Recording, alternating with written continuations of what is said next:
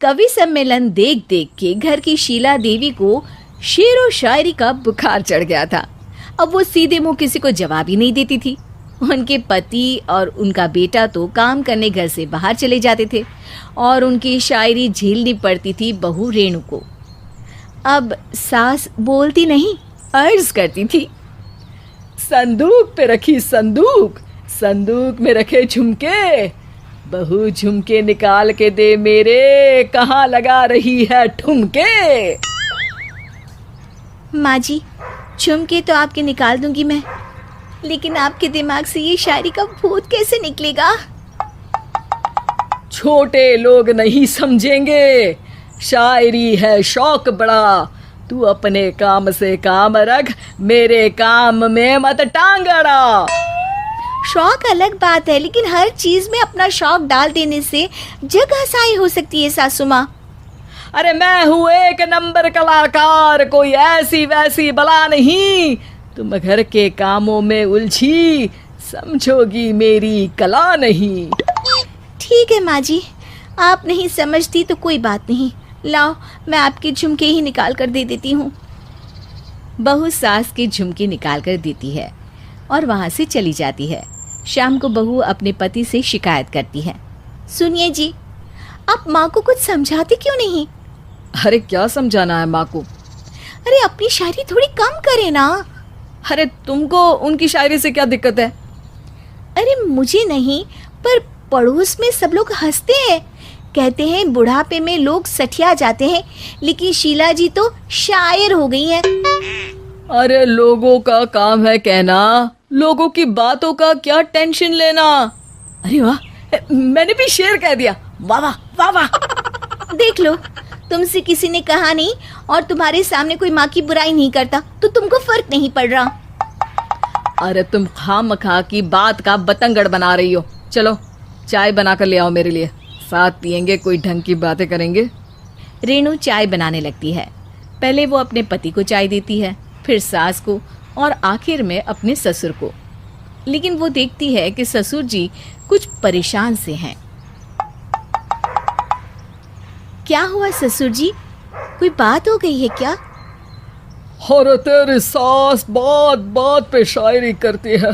कल मैंने पूछा कि खाना खाया तो तेरी सास ने क्या जवाब दिया पता है? अरे गलती की और आरोपी ने कोड़े खा लिए फटाफट, खाना तो नहीं पर पकोड़े खा लिए झटाझट। अब बता क्या जवाब दूं इस बात का? वो तो सभी से शायरी में ही बात कर रही हैं, मुझे भी समझ में नहीं आता कि क्या करूं मैं। बेटा उसको उसी की भाषा में जवाब देना पड़ेगा। मैं तो आम बातचीत में भी उसके सामने कुछ नहीं बोल पाता, शायरी में क्या बोलूंगा भला। ससुर ने जैसे ही कहा कि उसको उसी की भाषा में जवाब देना पड़ेगा, बहू को ये बात जच गई। अगले ही दिन वो शायरी की कुछ किताबें लेकर आई और शायरी की प्रैक्टिस करने लगी ताकि सास को उन्हीं की भाषा में जवाब दे सके। उसने दिन रात एक कर दिए। एक दिन सब साथ में बैठकर टीवी देख रहे थे, तभी रेणु सबके लिए बिरयानी बनाकर लाती है, लेकिन सास को बिरयानी भाती नहीं। कौवा करता काऊ काऊ, चिड़िया बोलती ची ची, इतना खराब बिरयानी बनाई है कि मुंह से निकले छी छी। बस इसी मौके का तो बहू को इंतजार था, क्योंकि अब बहू सास को उसी की भाषा में जवाब देने के लिए तैयार थी। माँ जी, हमको अपनी ये बेकार शायरी ना सुनाइए, जैसी भी बनी है बिरयानी चुपचाप खाइए। ससुर जी और रेणु के पति ने रेणु का जवाब सुनते ही जोर से ताली बजाई और सास ने जब रेणु का शायराना जवाब सुना तो उनके गले में बिरयानी अटक गई। बहू ने एक और शायरी का तीर छोड़ा। शायरी में बहू के सामने सास हो जाएगी ढेर, क्योंकि सास मारेंगी एक शेर तो बहू मारेगी 1.25 शेर। सास को छोड़ के सब वाह वाह करने लगते हैं। आज पहली बार सास को नहले पे दहला मिला था और रेणु ने सास का मुंह चुप करा दिया था। अगले दिन रेणु का पति उससे कहता है, अरे वाह, तुमने तो माँ की बोलती बंद कर दी, मजा आ गया। अब मेरे लिए कुछ बना दो, खाकर मैं काम पर चला जाऊं। शायरी ही है मेरा जीवन, वही करूँगी जी भर के। नौकरानी रख लो कोई, काम नहीं करूँगी मैं घर के। अरे तुम क्या माँ जैसी हरकतें करने लगी, सीधे सीधे बात करो ना।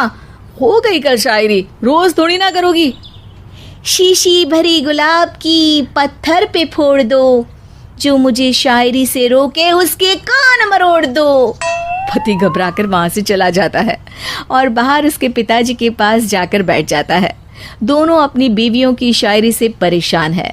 ससुर को पछतावा होता है कि क्यों उसने बहू को सास की भाषा में ही जवाब देने का आइडिया दिया।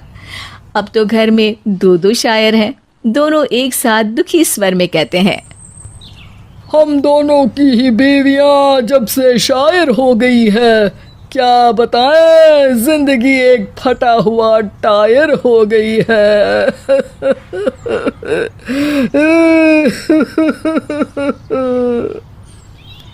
हम दोनों की ही बीवियां जब से शायर हो गई है, क्या बताएं, जिंदगी एक फटा हुआ टायर हो गई है।